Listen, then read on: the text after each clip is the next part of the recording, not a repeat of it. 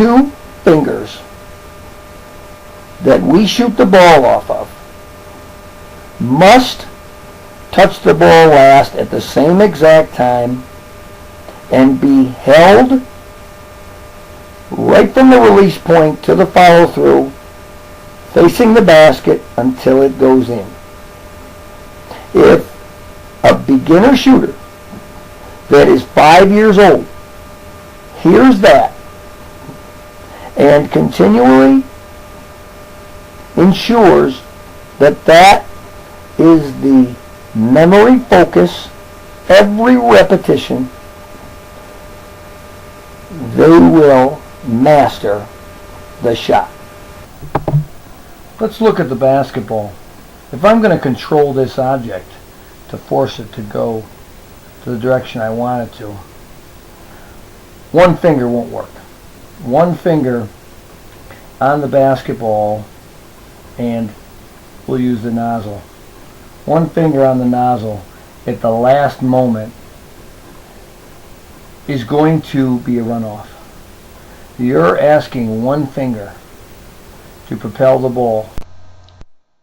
Two fingers touch the ball last at release point with them equally heightened and the same distance away from the basket with a scratch the ceiling follow through.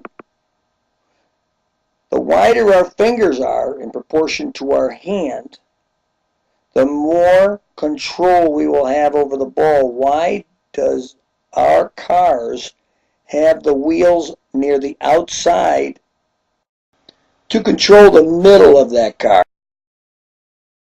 If the wheels were right under the car and there were only two, that's like a one finger release. The car would be leaning side to side.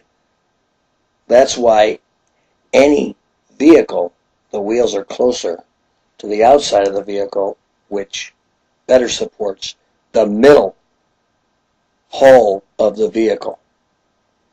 That is why projectile must be first balance and alignment. To control a ball, we must thoroughly have balance from the aligned release and follow through. That's done by two fingers. Let's take these two first. We want to keep it on the inside pads, and the thumb and the ring finger support that process to get this at the end. That's what we want.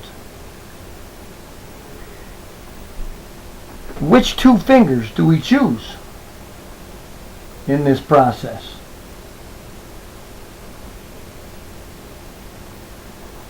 That is up to the individual. It's based on hand size, it's based on experience, and it's based on the feel. What is feel? Feeling that the ball does not slip. It happens by picking the two fingers and sticking with the two fingers that we're going to release the ball off of. Well, what happens if the elbow goes out? If the two fingers are in a V and you're holding on to the ball, our elbow is going to be in. Well, what happens if I don't hold my follow through? That's why we've got to propel the ball just like a roller coaster. Two fingers release it at the same time, because if we had one side of that roller coaster cart that left the other track and they weren't both consistently riding the tracks, that would be on every major news station, newspaper, that there was a potential accident on a roller coaster because it slipped. But we have reliable amusement rides because of the relativity, and there is not a chance that this will break down. The middle fingers. Keep it in the blue. Keep it in the blue. Don't let it slip. Don't let it slip. Now the index and middle finger shooter, they're going to keep it in the red. It's the same, but I just wanted to give a different color code, but the same theory. The ball has got to stay on the inside pads of whichever two fingers shoot. Middle two, blue. Red, blue. My fingers that I shoot off of are side by side and up. Two mistakes I can make in this shot. One, I can bend them.